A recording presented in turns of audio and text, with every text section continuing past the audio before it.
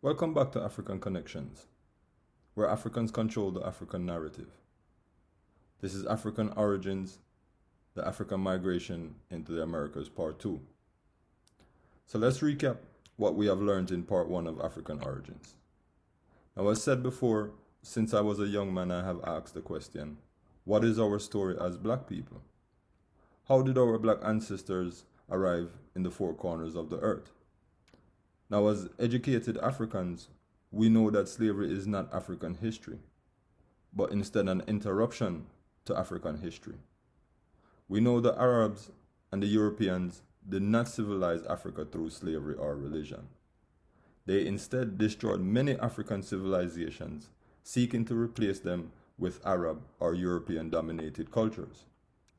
So we throw away the foolish theory that suggests that our ancestors were simply sitting down in Africa, waiting for Europeans and Arabs to kidnap us and take us into the four corners of the earth. We know who we are scientifically and historically. We know from genetic evidence found by modern scientists that all humans are originated from Africans. We know of mitochondrial Eve, the African woman who all human DNA can be traced back to. So in other words, Africans are the original race. We are not last. We are the first. We also know of archaeologists finding African-like skulls dating as far back as 13,600 years ago in Central America, centuries if not thousands of years before the end of the Ice Age, and definitely thousands of years before Christopher Columbus. They are the oldest skulls ever found in the Western Hemisphere. And as said in Part 1, archaeologists have found that their features were more similar to Africans and Aboriginal Australians rather than the later Native Americans who look more Mongolian or Asian. The fact that the skulls were found in Central America and South America before the end of the Ice Age have destroyed the popular theory that the first humans in the Americas came from Asia into Alaska and down into North America. So archaeologists have arrived at the conclusion that these African or Aboriginal Australian looking people must have found a different route into the Americas. And this is where I would like to begin Part 2. So where is this alternative route? How could anyone get into the Americas over 13,000 years ago without having a land bridge to cross? Let me introduce to you ocean currents, or what I like to refer to as rivers within the oceans. This is a view of NASA's perpetual ocean, showing the ocean's current and how they flow. I am showing here the current that flows between Africa and the Yucatan Peninsula. You can watch the entire video if you would like on YouTube. So ocean currents are permanent and continuous directed movement of waters that flows in one of the Earth's oceans. As you can see, there are a few that run in between Africa and the Americas. One in between Southern Africa and South America, and another from Western Africa all the way to the Caribbean. These ocean currents are like highways in the sea, and many ships use them to transport or to traverse along the oceans. So while watching a BBC documentary by the name of Ancient Voices, tracking the first Americans, the documentary about the Louisiana skeleton, filmed in 1998, the archaeologist Anne-Marie Pessis spoke about her theory of the alternative route into the Americas. She gave a story to support her theory. She spoke about 5 African fishermen who had set off from the African coast 3 years before the documentary. They were caught in a storm, and 3 weeks later, after drifting across the ocean, they arrived in Brazil. 2 out of the 5 fishermen survived the journey, and they remained in Brazil. Her conclusion is, if they made it across the ocean accidentally, then others could have made it as well, and I am in total agreement. It is important that I squeeze in an important fact at this point. The picture in this slide is the oldest picture of a boat found anywhere in the world. And surprisingly, it was found in Australia by a gentleman by the name of Graham Welsh. an Australian rock art specialist. It was found among the rock art paintings, and it is dated to be at least 17,000 years old, and this was painted by the Aboriginal Australians. It is almost 4,000 years older than the Eve of Naharan skeleton. And it is also worthwhile to also point out that the boat's high prowess notes that the boat was designed for high waves and more than likely used for open ocean sailing, explaining how early humans or Africans hopped from island to island to populate the Pacific Islands and Australia. So if the ancient people were already sailing at least 17,000 years ago, how likely is it that ancient people made it across the oceans much earlier than scientists think? I have already told you of the fishermen who were swept up by a storm and taken all the way to the shores of Brazil in South America. Let's look at some more modern examples of people making it across the oceans into the Americas, showing you how easily and possible this is. So in 1981, author Stephen Callahan also made it across the Atlantic Ocean in a 6-foot life raft. From off the coast of Africa, the raft drifted westward with the south equatorial current. And 1,800 nautical miles later, the journey ended near the coast of the island of Guadeloupe in the Caribbean, on the other side of the Atlantic Ocean. Again, on December 26, 2018, a 71-year-old Frenchman by the name of Jean-Jacques Savin made a 10-foot barrel and sailed across the Atlantic Ocean from the Canary Islands off the African coast on purpose. He relied on nothing but the ocean's current to move him and carry him across the ocean. He arrived on the opposite side of the Atlantic near the island of the Dominican Republic on May 2nd, 2019. His 2,930-mile journey took him 4 months to complete, proving once again that the journey across the Atlantic Ocean from Africa was more possible, and it had been now proven. And it is proven that it can be done in as little as a 6-foot raft or a 10-foot barrel. But neither of these accounts are my first account of hearing about ocean currents. Neither is it my first account of a journey being made to cross the Atlantic Oceans from the shores of Africa.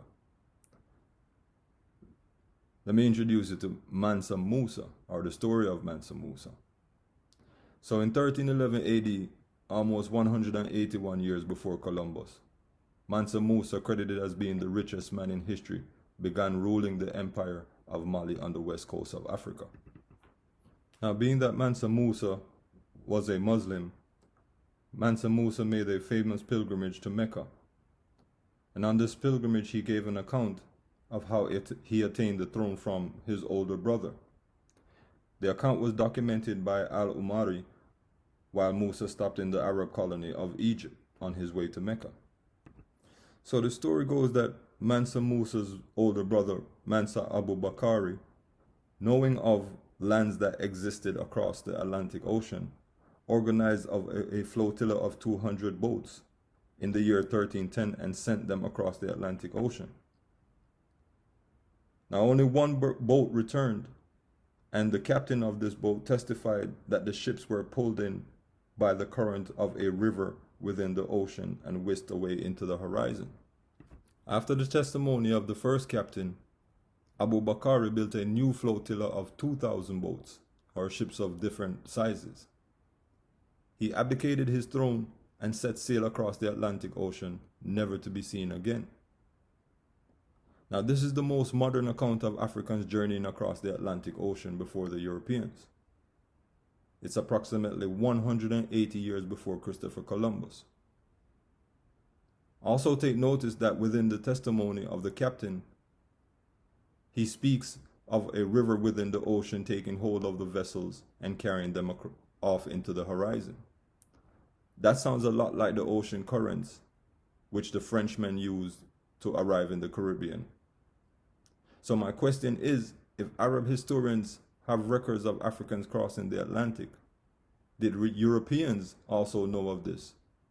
did they have records documenting Africans attempting to cross the Atlantic? Now, in the modern world, ocean currents are common knowledge. They are permanent, continuously directed movements of water that flows in one of the Earth's ocean. And if you track hurricanes, you'll see that even the hurricanes use the ocean's current to travel across the oceans. That's why majority of the hurricanes that hit the Caribbean or the eastern coast of America, all of them come from Africa, and they use the ocean's current to travel across the ocean from Africa. So on this map, I have placed an X near where the Luzia skull was found in Brazil. And I've also placed an X in Mexico, where the oldest skull, Eva of Najarón, was found. Notice that the ocean currents from Africa leads you directly to both locations. So if a 72-year-old man made it across the ocean in a 10-foot barrel by himself, an author made it across on a 6-foot raft, and 2 out of 5 fishermen adrift because of a storm made it across the Atlantic Ocean and made it to the Americas, how many native black tribes in the Western Hemisphere who proclaimed that they were in the Americas before Columbus and were not descended from enslaved Africans were telling the truth? You know, I've heard certain stories from the Washita, the Yamasee, and many more. Now, it's known that Christopher Columbus is credited as being the first known European under the flag of Spain to find their way to the Americas. But what is not commonly known is that on his first journey across the Atlantic Ocean, Christopher Columbus kept a diary which he later gifted to Queen Isabella of Spain. In this diary, it is documented by Christopher Columbus himself that the Portuguese, who were the first Europeans to sail around the west coast of Africa, had documented seeing African boats being filled with produce and setting sail into the open Atlantic Ocean. So it is of no surprise that in the same diary kept by Christopher Columbus, he wrote of finding African canoes in the Americas. And he also wrote that the natives of the island of Santo Domingo in the Caribbean, or presently known as Dominican Republic, the natives told him of black-skinned people coming from the southeast in boats, trading in gold-tipped spears, one of which were brought back to Spain by Christopher Columbus and listed among the items presented as gifts to the king and queen of Spain, along with other items. So the spears were tested and found to be a match similar to those found in West Africa. They were 18 parts gold, 6 of copper, and 6 of silver. And at least a dozen other explorers who traveled to the Americas during the time of Christopher Columbus, they also recorded seeing blacks when they reached to the Americas. One of them being Vasco Núñez de Balboa. So this is all recorded in history. We can look all of these things up. So now that we know that Africans were setting sail for the Americas before the Europeans, and that Christopher Columbus and other explorers either saw or received news of and evidence of black Africans already being present in the Americas and trading, the fact that other explorers reported seeing black people on their first trips to the Americas is evidence that we do not have to make up this stuff. The evidence is everywhere. It is just that certain evidence is being suppressed. So last but not least, let me now introduce you to the oldest civilization in the Americas. A civilization that is not taught in history books because of the controversy that surrounds them. You cannot deny what they look like because they left giant head carvings of themselves. And ever since the finding of the first giant head, their features have been continuously compared to that of the Africans or Aboriginal Australian phenotype. Their civilization existed before the Incas, before the Mayans, and before the Aztecs. Let me introduce you to the Olmecs. The Olmec civilization called the mother of all Mesoamerican civilization, is the first civilization to occur in the Western Hemisphere, or in the Americas. They have been a controversial topic ever since their discovery, because their statues did not look like modern-day Native Americans. So the controversy surrounding the Olmecs began with the finding of their giant rock-carved heads by native Mexicans. From the very first finding in the year 1871 AD, the characteristics of the carved heads was said by the local Mexicans to be very African or Negro type in appearance. The Olmec civilization lasted from about 1500 BC to 200 BC, and their first settlements were around the area of present-day Veracruz or La Venta in southern Mexico, near the Yucatan Peninsula. They are said to be responsible for introducing writing, arts, sophisticated astronomy, mathematics, plus temple and pyramid buildings into the Americas. So you can imagine how controversial this culture is. For the Europeans of that time, who thought Africans had no history and that Africans were all brought as slaves to the Western Hemisphere, a black ancient culture in the Americas introducing writing and arts and building pyramids does not fit into their narrative. That is why we were never taught about the Olmecs in school. So here are some more pictures of the Olmecs and their artifacts giving support to their African origins. I have also placed pictures with the comparisons of African males versus the Olmec statues. You can see the resemblance for yourself. Notice also the elephant carving found amongst the Olmec artifacts, and the pyramid compound of Teotihuacan that is built in the same geometric position as the Orion constellation, same as the pyramids of Giza in Africa. And fun fact, both the ancient Aztecs and Mayans made it clear that they did not build these pyramids at Teotihuacan. According to the Aztecs and Mayas, they were there before they came to the area. So the evidence supporting the African presence in early America is overwhelming. We do not have to make up this stuff once again.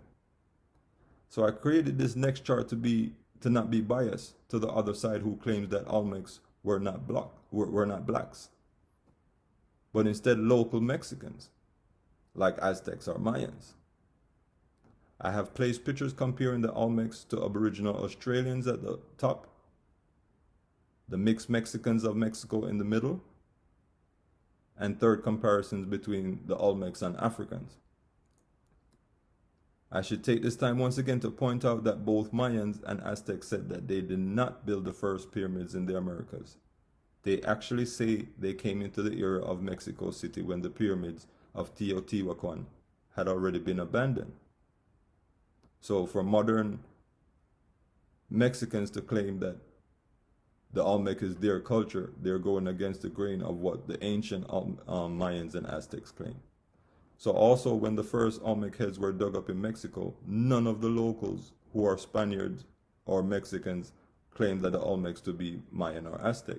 They all stated that they were Negro or black people. So I've also included pictures of an Aboriginal Australian woman and an Australian woman of half Aboriginal Australian and half European ancestry to show how a mixed European person other than skin complexion had similar features to the Aboriginal Australian woman whom she is mixed with. Just as native Mexicans whose ancestors mixed with Africans would still possess features that look both African and Mexican. And fun fact again, during colonial times, there were 3 times the amount of Africans than Europeans in Mexico. And it was an Afro-Mexican president by the name of Vicente Guerrero who abolished slavery in 1829. I would like to also quote this statement by Nicholas Leon, who was the general historian of Mexico in 1919, roughly about 100 years ago now. He says that the near extinction of the original Negroes during the time of the Spanish conquest and the memories of them in the most ancient traditions induce us to believe that the Negroes were the first inhabitants of Mexico. So as you can see, the evidence supporting the African presence in early America is overwhelming. It has been documented in different phases, whether we're talking about thousands of years ago, whether we're talking about the first civilizations in America or the first skeletons in America. The African presence, or the evidence of the African presence in America or in early America, is very overwhelming. So let's look at some of the facts that we have gathered. We have learned of the genetic evidence proving that all humans are descended from Africans. This goes for Asians, Indians, Europeans, and Native Americans, etc.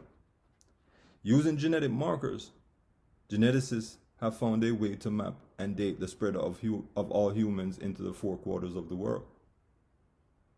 A migration that started with black Africans leaving Africa 100,000 years ago. We have heard of archaeologists finding skulls in the Americas that predate the melting of the ice sheets, meaning they did not travel across the land bridge from Asia, or the first Americans did not travel across the land bridge from Asia. They have found skulls that resemble Africans and Aboriginal Australians, the oldest skulls that have been found in the Americas. We have seen pictures of black Asians, black Australians, and black Pacific Islanders, whose descendants are still alive and well, showing that they are also black people. Proving that when we hear scientists comparing the oldest skeletons to African-like people or Aboriginal Australian people, they are trying to tell you that they are comparing these people to black people. We have also learned of the first and oldest civilization in the Americas, the Olmecs. We have seen the artifacts left behind by the Olmecs displaying their heavy African characteristics, from facial features to hair. We have also the testimonies of the first European explorers to explore the Americas.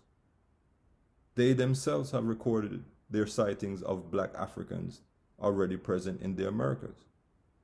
And finally, we have the stories of different people at different times crossing the Atlantic Ocean on ocean currents, some with as little as a 10-foot barrel or a 6-foot raft.